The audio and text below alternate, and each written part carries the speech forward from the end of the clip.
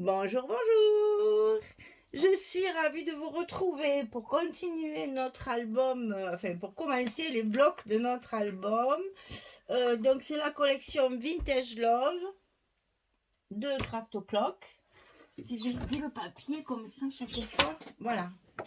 Vintage Love de Craft O'Clock. Ah ben c'est bien, vous le voyez pas, super, voilà. Et donc je vais faire la page numéro 1 sur le bloc numéro 1. C'est donc mon colis d'été du mois de février pour la boutique Magique Loisirs qui m'a beaucoup gâté, qui m'a envoyé beaucoup de choses. Donc on fait un album assez conséquent avec plein de petites cachettes, rabats, etc., etc. Donc là, on arrive sur une page numéro 1 qui est donc en face la couverture que nous avons fait ensemble. Et donc pareil, on va se servir toujours de la bordure comme ceci. Donc c'est la marque Créalis et c'est celle-ci. Donc ça vous fait une découpe comme ça. C'est très joli, ça fait très shabby, ça va bien avec le papier, c'est parfait.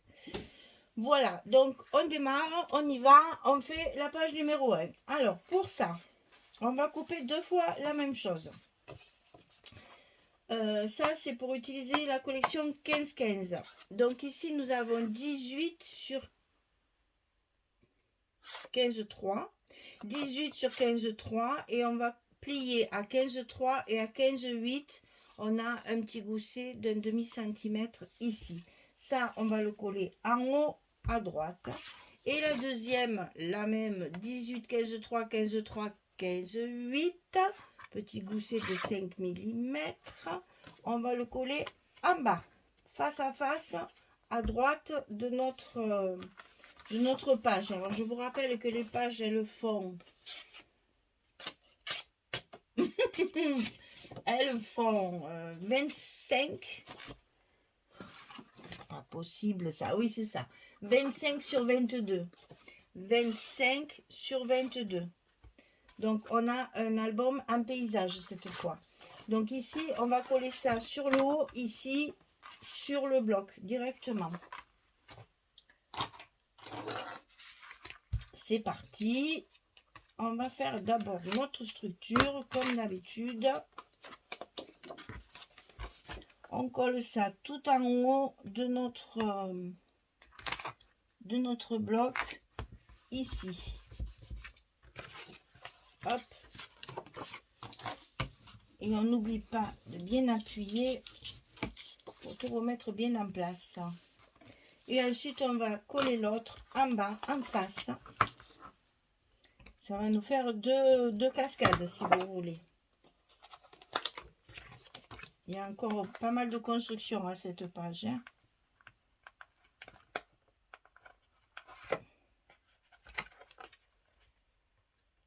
Et donc après, il faudra faire attention à l'ajustement des papiers. C'est toujours pareil. Au plus on fait de rabat, au plus on a du travail après pour mettre les papiers. Hein. C'est QFD. Voilà. Alors, ensuite, ici, on va mettre une pochette sur la page du fond. On va avoir une pochette. Alors, évidemment, je la colle après, puisque mes languettes ici, elles seront un petit peu dessous. Vous voyez, ça va recouvrir la pochette. Donc, il faut la coller en second, après les deux rabats. Alors, ici, ça fait 26 cm sur 11. Et sur le côté 26, on va plier à 2 et on va plier à 24. Et vous aurez votre hauteur de 22. Donc ici, on a le scotch rouge de 6 mm en bas de la pochette. Comme je fais toujours. On prépare tout son travail pour pouvoir le mettre à gauche de notre bloc. Le long du bord.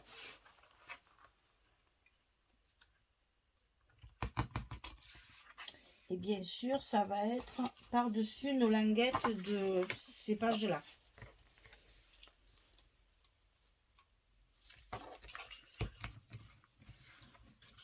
Et ça ne gêne pas la fermeture, au contraire, ça va tenir la carte qu'il y a à l'intérieur. Donc ici, il y a une carte de 16 sur 11. Je ne marque plus, vous devez tous Normalement, tout le monde le sait. Ça, maintenant, je ne le marque plus. Voilà, 16 sur 11. Donc ça se met à l'intérieur de la pochette et ça se ferme comme ça. Ensuite, on a un grand rabat qu'on va glisser dans notre enveloppe ici à gauche. Donc ce rabat, il fait 23 cm sur 22. Et sur le côté 23, on va plier à 20,5 et à 21. On a également un petit gousset d'un demi-centimètre. 23, 22, 20,5, 21. Et ça, on le met à l'intérieur de notre enveloppe côté gauche. Et comme ça fait la même hauteur, hop, hop, hop, on se colle à la place là-haut. On descend et ça se met en place tout seul du fait que c'est la même dimension, c'est plus facile. Ça recouvre comme ceci. Ensuite, on va mettre un rabat de ce côté qui va être plus petit et qu'on va devoir centrer. Donc ici, on fait 25,5 sur 16. Et sur le côté 25,5, on plie à 23 et à 23,5. Toujours le petit gousset d'un demi-centimètre. 25,5, 16, 23, 23,5. Et ça, on le glisse ici à droite dans notre enveloppe au milieu. Donc, quand on est obligé de faire des milieux, eh bien, il faut mettre des petits repères. Donc, ici, nous avons 22. Donc, on fait un petit repère à 11. Ici, on a normalement 16. Donc, on fait un petit repère à 8. Et maintenant, on va pouvoir le coller en place en mettant nos petits repères l'un en face de l'autre. Comme ça, on est sûr que c'est bien au milieu. Et dans l'enveloppe, attention de ne pas vous tromper, de ne pas les mettre sous les deux premiers rabats. Ça ira pas.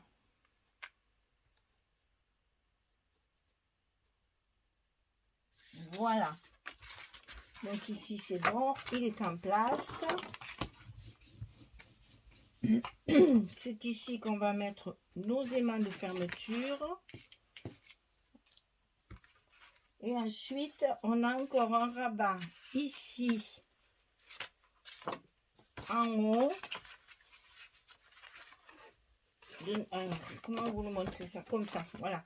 Le rabat qu'on vient de coller ici à droite, on va mettre celui-ci au milieu aussi du rabat, sur le haut ici.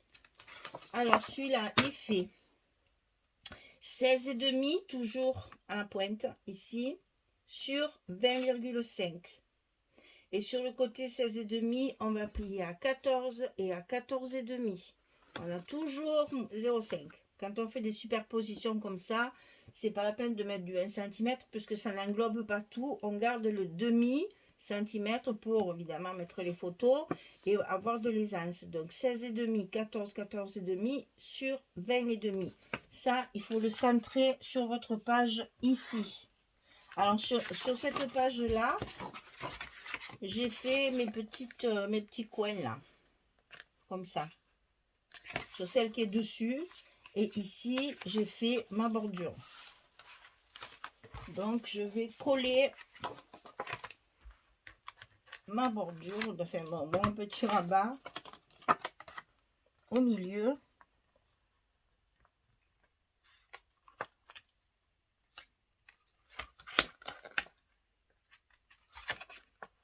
Sur le bord du rabat qu'on vient de faire. Directement dessus. Et là aussi, il va y avoir un aimant. Voilà, ça va vous donner ça. Donc, ça. Alors, ce que j'ai fait, voilà, je vous ai dit au milieu. Moi, j'ai pris le milieu parce que comme je fais mes petits ronds comme ça, je veux qu'ils se voient. Si je me cale vraiment au milieu, je vais arriver directement ici sur mon petit rond et je veux qu'il se voit. Donc, j'ai centré de là jusque là. J'ai pas tenu compte de la partie découpée. Donc, vous avez l'impression qu'il est décalé, mais c'est pour qu'on voit justement ma découpe. Donc, ici, un petit aimant de fermeture. J'en ai mis qu'un parce que là, il n'y a pas grand-chose, donc ça suffit.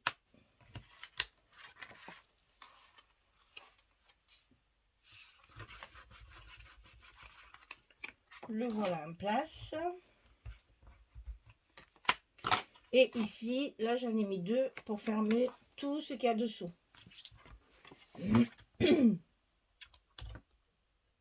Ça va vite, hein, les aimants. Là, il y en a déjà 3 hein, sur cette page. L'air de rien, on en consomme hein, des aimants.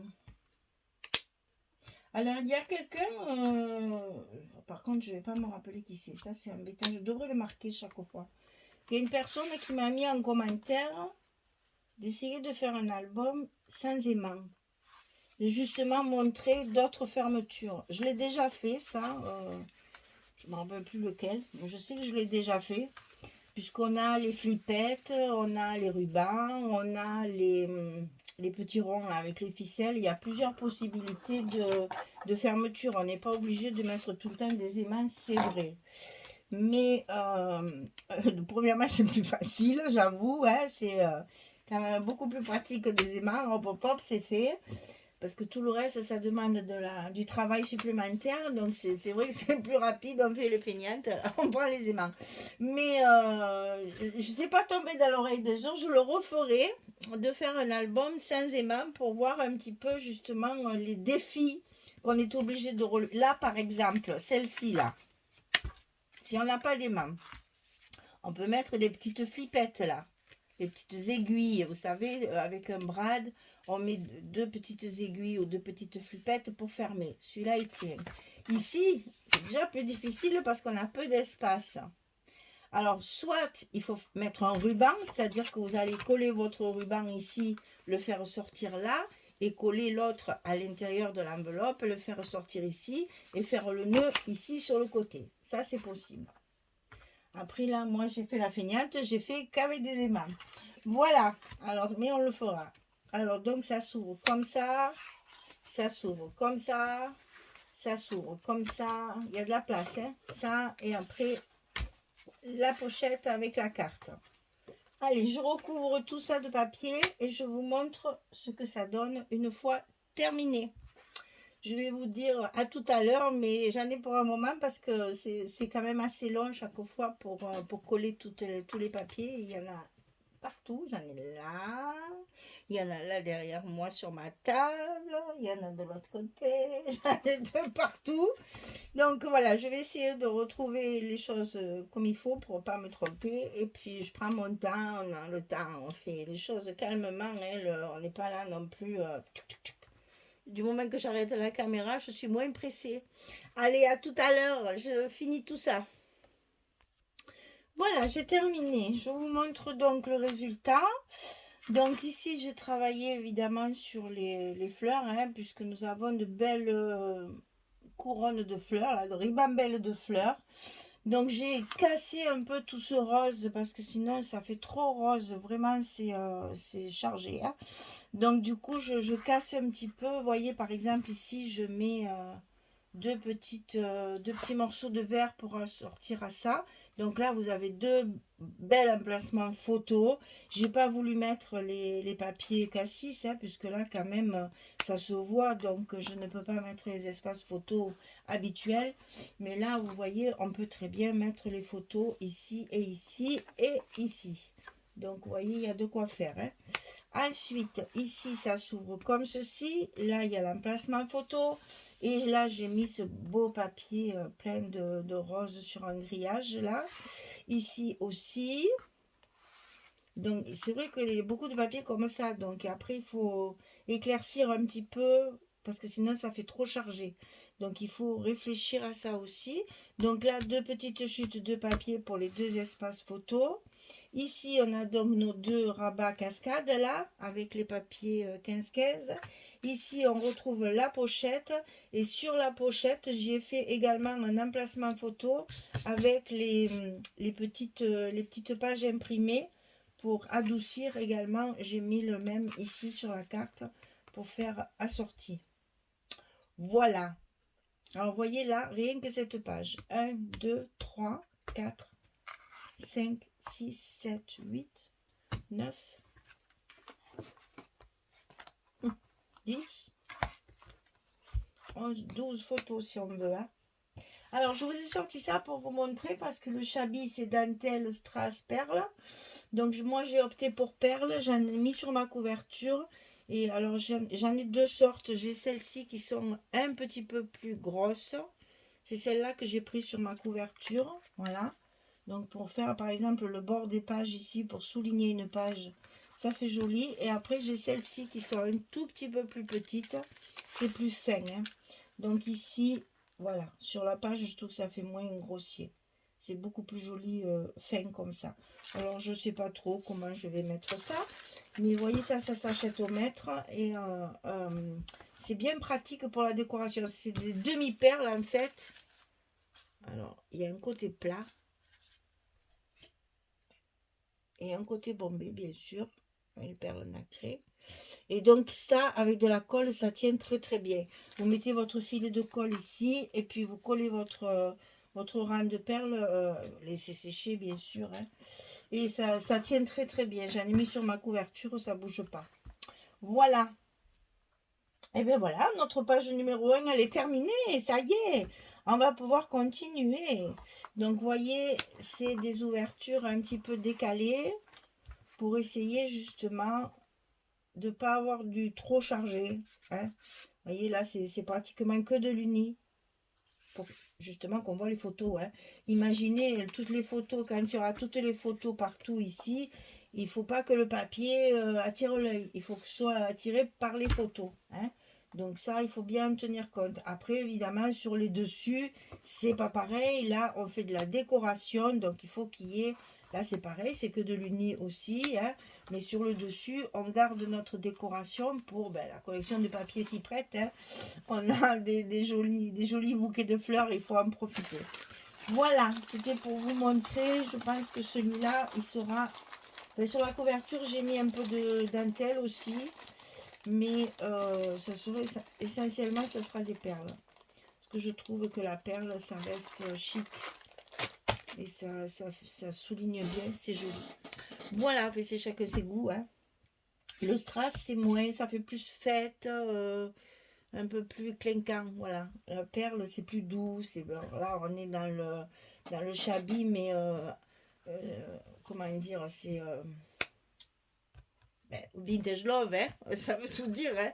On est dans l'amour, dans la tendresse, donc il faut que ça reste doux, tendre et que ce soit pas agressif à l'œil.